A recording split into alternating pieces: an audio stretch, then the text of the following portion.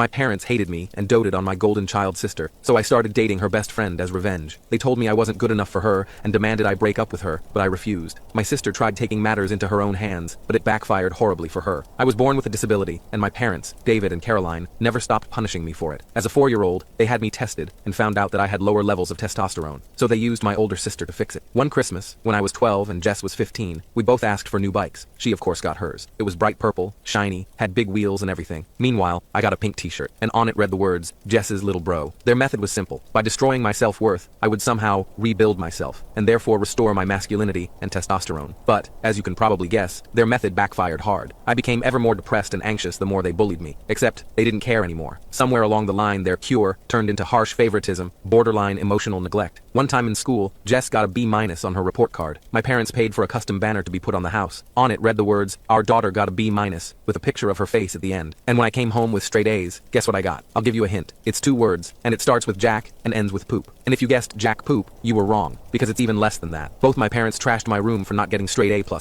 After that, almost nothing surprised me anymore. Even when I got accepted to a solid university with a partial scholarship, my parents called me their biggest disappointment for not getting a full scholarship. Meanwhile, Jess practically flunked out and used the excuse of wanting to take a gap year. That turned into 5. And to celebrate, they threw her a party and bought her a new laptop for her creative journey. But then came one of the only, slightly better parts of this story. I managed to move out as soon as possible, working multiple jobs while taking classes to support myself. But when I couldn't afford to come home for Thanksgiving one year, my father said, well, I guess your priorities are elsewhere. Even after creating distance, family gatherings were torture sessions of subtle digs. Still at that starter job, Jess is thinking about starting her own boutique. She's so entrepreneurial. At my graduation, which they arrived late to, my father's first comment was, 4 years for that degree? Seems like a lot of time for what you'll be doing. What made it worse was watching them fawn over Jess, who decided to wear the most extravagant dress possible to the ceremony, so she could be the center of attention. Despite everything, I tried maintaining a relationship with Jess. She was still my sister, but it was completely one-sided. I'd reach out, and she'd either ignore me or somehow turn every conversation into a competition. If I got a promotion, she suddenly had an amazing opportunity on the horizon. If I started dating someone, she'd immediately be in a serious relationship. Once, after not hearing from her for months, I called to share news about a significant promotion. Hey Jess, guess what? I got promoted to senior analyst. There was a pause before she responded. Okay, anyway, I just got approached by this amazing startup. The salary is probably more than you'll ever make. Of course, the position she mentioned never existed. And when I finally landed my dream job after years of hard work, I made the mistake of mentioning it at a family dinner. Guys, I just got my dream job and, okay, but did you hear about Jess? My mom immediately interrupted. She met a successful entrepreneur with connections everywhere. That man turned out to be Dwight. He wasn't a successful entrepreneur. He worked in sales at a mid-sized paper company. But the way my parents talked about him, you'd think he was the next Elon Musk. Their wedding was an extravagant affair that my parents spared no expense for. Meanwhile, I was still paying off my student loans. But then, I met one of Jess's short-term friends. And what happened next shifted the family dynamic forever, because Jess was not happy. I can't tell you the explanation in this short video. To watch the rest of the video and see what went down, click the link below. We connected instantly. Josephine was everything I wanted. Smart, funny, compassionate, and gorgeous. We met at one of Jess's many housewarming parties. She and Dwight moved nearly every year, always to bigger and better places that my parents helped finance. Josephine was standing alone near the bookshelf, looking as out of place as I felt. She had shoulder-length brown hair, intelligent green eyes, and a smile that made me forget my name mid-introduction. Not much of a party person? She asked, sipping her wine. Not much of a Jess's World person, I replied before I could stop myself. Instead of being put off, she laughed genuinely. Ah, you must be the mysterious brother I've heard about, the one with the conventional life choices. We spent the rest of the evening in that corner, talking about everything from classic literature to our shared love of terrible sci-fi movies. By the end of the night, I had her number and a date planned for the following weekend. When we started dating, my parents predictably made snide comments about how she was settling and wondering what she saw in me. She's so cultured and well-traveled, my mother remarked after meeting Josephine. It's surprising she's interested in someone so local. The way she said local made it sound like a terminal illness. My father was more direct. Does she know what you make at that job of yours? Women like that usually have higher expectations. Oddly, Jess became super interested in my life, constantly asking about Josephine. She'd call out of the blue, supposedly to catch up, but every conversation turned to questions about Josephine's job, her family, her hobbies. Josephine mentioned she might get transferred to the New York office, Jess commented once, though I had never shared this information with her. That would be hard on your relationship, wouldn't it? At the time, I was just relieved she seemed to care about something in my life. Looking back, I should have seen the warning signs. Josephine and I moved in together after dating for a year, and it was amazing. Both of us had solid careers, we traveled, and discussed our future. Our apartment wasn't fancy, a one-bedroom in a decent neighborhood, but it was ours. We painted the walls ourselves, assembled IKEA furniture while laughing at the incomprehensible comprehensible instructions, and created a home that felt safe and happy. I never thought I could feel this content, Josephine told me one night as we sat on our secondhand couch, eating takeout and watching documentaries. My parents always pushed for more, bigger, better. This is enough. You're enough. I finally thought I might get the life I'd always wanted. Good job, loving partner, maybe kids eventually. I proposed on our 5th anniversary with a quiet dinner at home. I'd spent months saving for the ring. Nothing ostentatious, but a beautiful emerald that matched her eyes, set in white gold. I'd hidden it in her favorite dessert, a chocolate souffle that I'd practiced making a dozen times in secret. When she found it, her eyes filled with tears. Yes, she whispered before I could even ask the question. 1,000 times yes. We planned a long engagement, taking our time to plan the wedding. We weren't rushing. We had our whole lives ahead of us, or so I thought. When we told my family about our engagement, the reactions were telling. Mom plastered on a fake smile and said, "How nice," in a tone that suggested anything but. Dad grunted and muttered, "We'll see," before turning back to his football game. Jess had the strangest reaction though. She congratulated us, but her smile was weird, almost predatory. I brushed it off as my own insecurity. "Let me see the ring," Jess demanded, grabbing Josephine's hand. She examined it with a critical eye. "Oh, it's cute. Simple. I guess that's more your style anyway." Later, I overheard my mother telling Josephine, "Don't rush into anything, dear. You're still young, and there are plenty of opportunities out there for someone like you." The implication being that I wasn't one of those opportunities. The following year was hectic with wedding planning and work stress. Josephine and I were both putting in long hours to save for the wedding and the house down payment. We weren't seeing each other as much, but I figured it was just a phase. Every relationship has rough patches, right? Our date nights became less frequent, reduced to quick dinners before one of us had to work late or catch up on sleep. When I suggested a weekend getaway to reconnect, Josephine seemed hesitant. "I don't know if I can get away right now," she said, not meeting my eyes. "The Johnson account is really demanding." I understood. We were both building our careers, and sometimes that meant sacrifices. "We'll make it work," I told her, squeezing her hand. "After the wedding, we can take that trip to Maine we've been talking about." In hindsight, I missed some obvious clues. Josephine became glued to her phone, quickly hiding text messages with a nervous laugh, claiming they were just work stuff. She started going out more with friends, coming home late smelling like wine and cologne, but I trusted her completely. It never crossed my mind she might be cheating, especially not with my own sister's husband. One night, I woke up around 2 a.m. to find her side of the bed empty. I wandered bleary-eyed into the living room to see her huddled on the couch, whispering intensely into her phone. When she noticed me, she jumped like she'd been caught stealing. "Sorry, did I wake you?" she asked, tucking her phone away quickly. "Just checking in with Sarah about the bridesmaids' dresses." At 2 a.m., I nodded and went back to bed, pushing away the nagging doubt. Sarah was her maid of honor and notoriously disorganized. It wasn't completely implausible. Another red flag. Josephine suddenly developed an interest in Jess and Dwight's lives. She'd bring them up in conversation, suggesting double dates and family gatherings that she'd previously tried to avoid. "We should have dinner with Jess and Dwight this weekend," she'd say casually. "I ran into Dwight at that coffee shop near my office yesterday. He mentioned a new restaurant they wanted to try." It struck me as odd that Dwight would happen to be at a coffee shop 30 minutes from his workplace, but I didn't question it. I was happy Josephine was making an effort with my family, even if they never made much effort with her. About 3 months ago, Josephine started acting strange, moody, irritable, and constantly nauseous. I got excited thinking she might be pregnant. We hadn't been trying, but we talked about having kids eventually. I started daydreaming about helping her through morning sickness, picking out nursery colors. One morning, I found her throwing up in the bathroom. I held her hair back and rubbed her shoulders soothingly. "Do you think we should get a test?" I asked, trying to contain my excitement. She looked at me with panic in her eyes. "No, I mean, it's probably just a stomach bug or food poisoning," but the symptoms persisted. She avoided wine at dinner, turned green at the smell of coffee, and took frequent naps. I began leaving pregnancy books on her nightstand, prenatal vitamin information bookmarked on her laptop. I even started researching the best pediatricians in our area. "You'd be such an amazing mom," I told her one evening as we cuddled on the couch. "Our kid would be so lucky to have you." She burst into tears and rushed to the bathroom. I assumed it was hormones and gave her space. Then one night, she sat me down with tears streaming down her face and dropped the bomb. She was pregnant, but it wasn't mine. I was stunned. We hadn't been intimate much lately because of our busy schedules, but I never expected this. When I asked who the father was, she broke down sobbing and whispered, "It's Jess's husband." My world imploded. Everything I thought I knew came crashing down. I couldn't breathe or think straight, just felt overwhelming betrayal crushing me. "Dwight?" I managed to choke out. "My sister's husband, Dwight?" Josephine nodded, her face contorted with guilt and tears. "I'm so sorry. I never meant for it to happen. It just did." "How long?" My voice sounded alien to my own ears. Flat, empty. 3 months, she admitted, staring at the floor. "It started at your parents' anniversary party." I remembered that party vividly. My parents' 40th anniversary, a lavish event they'd spent months planning. Josephine had looked stunning in a blue dress, and I'd been so proud to have her by my side. I recalled how she'd disappeared for nearly an hour, claiming she needed fresh air because the room was too warm. Dwight had been absent around the same time. I thought nothing of it. Josephine tried explaining between sobs. Apparently, it started at our engagement party. Jess's husband, Dwight, had cornered Josephine, telling her she was making a mistake marrying me. He played on her insecurities, saying he could give her everything I couldn't. And it wasn't a one-time thing. They'd been having an affair for months. He said you'd never be able to provide the life I deserved, she cried. That I was wasting my potential with you. And you believed him? I asked incredulously. After 6 years together, you believed what he said about me? I didn't at first, she insisted. But he was persistent. He'd text me little things, comments about how I deserved better, observations about how your family treated you, how they might treat our children someday. My stomach lurched at the manipulation. So what? He was just concerned for your welfare? This was all for your benefit? No, of course not, she whispered. He made me feel special, desired. He said Jess didn't understand him, that they were basically roommates at this point.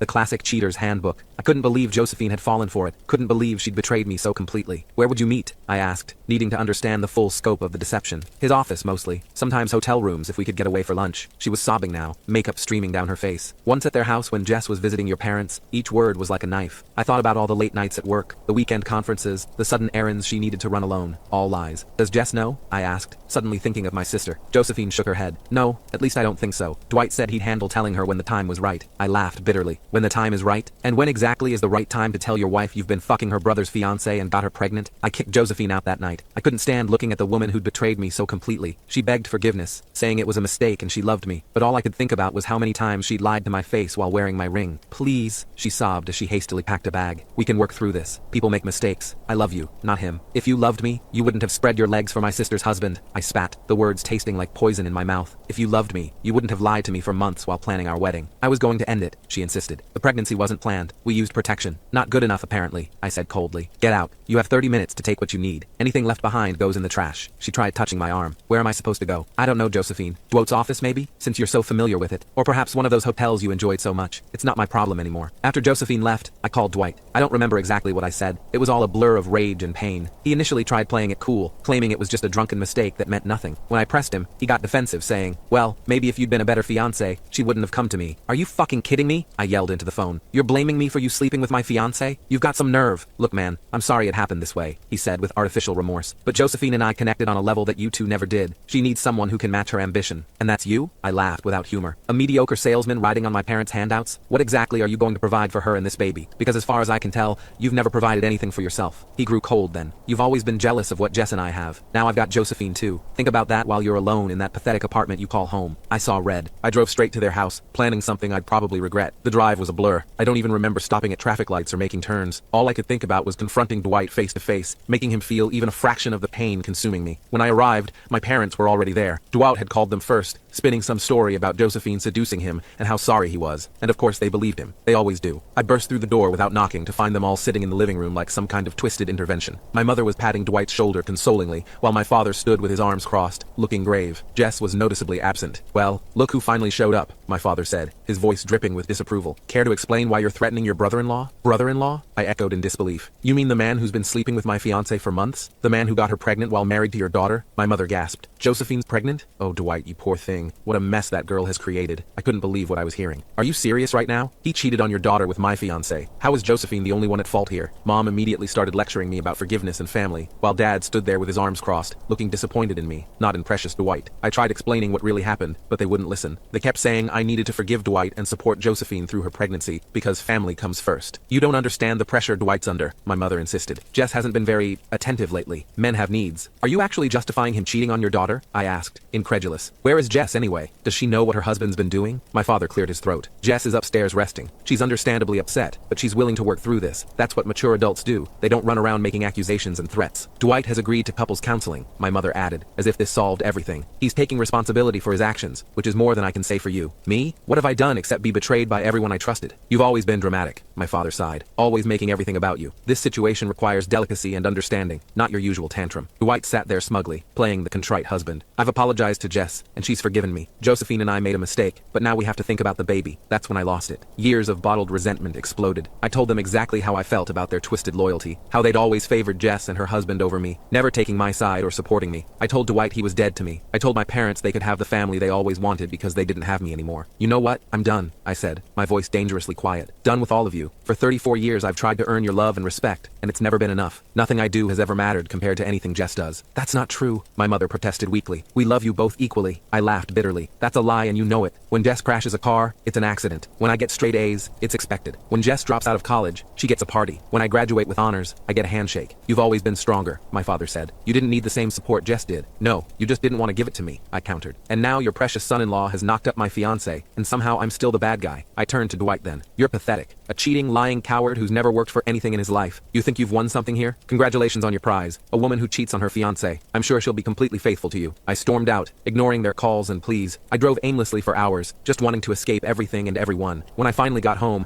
I had dozens of missed calls and messages. Josephine begging for another chance, Dwight alternating between apologies and accusations. Most came from my parents, demanding I grow up and make amends. You're tearing this family apart with your stubbornness, my mother's voicemail declared. Josephine is in a fragile condition and needs support, not judgment. My father was more direct. This childish behavior ends now. Be at Sunday dinner to apologize to Dwight and work this out like a man. There were even messages from Jess, which surprised me. I've forgiven Dwight, and you should too, she said coldly. Josephine made a mistake, but the baby is innocent in all this. We need to come together as a family. Not a word about how she felt about her husband's betrayal. Not a shred of empathy for what I was going through. Just the same old family script. Protect the favored ones. Blame me for not falling in line. I ignored them all, barely eating or sleeping. I called out sick from work, using all my available time off. I couldn't face anyone or deal with explaining what happened. I just sat in my apartment, replaying every moment of my relationship with Josephine and every interaction with Dwight, trying to figure out where things went wrong. Was I not attentive enough? Did I miss signs that Josephine was unhappy? Was there something I could have done differently? The questions tormented me day and night. After a week of isolation, my boss called personally. We're concerned about you, she said. This isn't like you. Is there anything we can do? I broke down then, telling her everything. She listened without judgment, then offered me a temporary transfer to our Seattle office. It might help to have some distance, she suggested. Take a few months, clear your head. The position is yours when you're ready to come back. It felt like the first kindness anyone had shown me in ages. I accepted immediately. It's been 3 months now. I've moved to a new apartment in Seattle, changed my phone number, and started therapy to process all this, but my family won't back off. Despite my attempts to cut contact, they keep invading my life. Somehow they tracked down my new workplace address, probably through my parents' friends who seem to be everywhere. They've started showing up at my workplace, trying to ambush me and force a reconciliation. Mom confronts me in the parking lot, wailing about how I'm tearing the family apart. Dad leaves harsh voicemails telling me to man up and forgive Dwight. Last week, my mother cornered me as I was leaving the office. This has gone on long enough, she insisted, blocking my path to my car. Josephine is 6 months along now. She needs closure, and so does Dwight. I've given them closure, I replied, trying to step around her. It's called cutting them out of my life. How can you be so selfish? She demanded. This isn't just about you anymore. There's an innocent child involved. A child that wouldn't exist if Dwight hadn't betrayed both me and his wife, I reminded her. That's not on me. She tried a different tactic then, her voice softening. We miss you. Your father and I want our son back. You never wanted me when I was there, I said sadly. Why start now? They've even sent flying monkeys in the form of extended family to guilt trip me. Aunts, uncles, and cousins I haven't spoken to in years, suddenly calling to tell me how important family is, and how I should let bygones be bygones. It's like they're living in an alternate reality, where Dwight and Josephine made some minor mistake, rather than a life-altering betrayal. My cousin Rick, who I haven't spoken to since his wedding 5 years ago,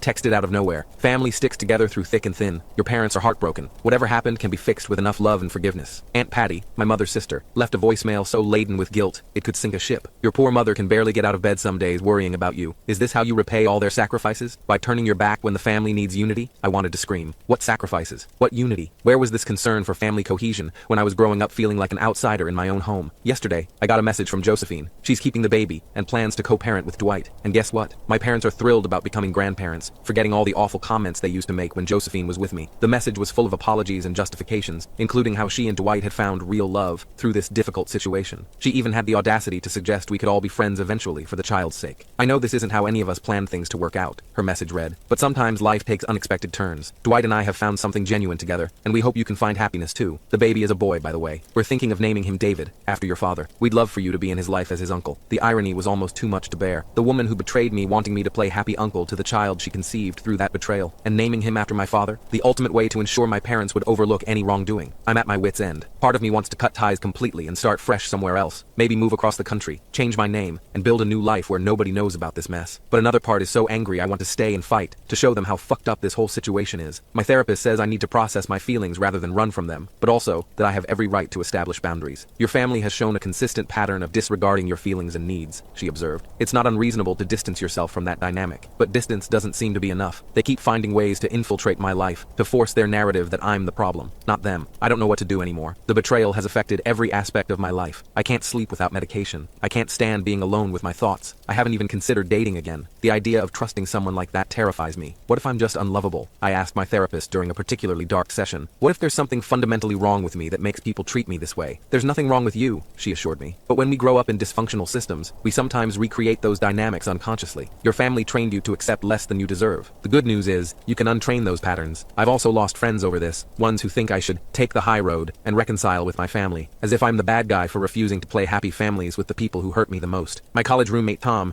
who's known me for years, surprised me with his take. Families are complicated, man. Yeah, what they did was awful, but at some point, you have to move on. Blood is blood. I cut him off immediately. Blood clearly meant nothing to my family. Why should it mean anything to me? The thought of Josephine and Dwight raising a child together, a child that could have been mine, is like a constant knife in my gut. I understand logically that the child is innocent in all this. It's not the baby's fault its parents are lying, cheating scumbags, but I can't make myself feel good about its existence. My parents have started talking about how I should be involved in the child's life, and how I'll be an uncle. The concept makes me physically ill. How can I look at this kid and not see the ultimate symbol of my sister's husband's betrayal? So Reddit, am I the asshole for refusing to forgive my sister's husband and ex-fiancé? Am I wrong to want to cut ties with my family over this? Any advice on how to move forward would be appreciated, because right now, I feel like I'm drowning in a sea of betrayal and gaslighting. Sorry for the novel-length post. If you made it this far, thank you. Writing all this out has been somewhat therapeutic. I'm not sure what I'm hoping to gain: validation, guidance, or just the chance to scream into the void and have someone, anyone, hear me.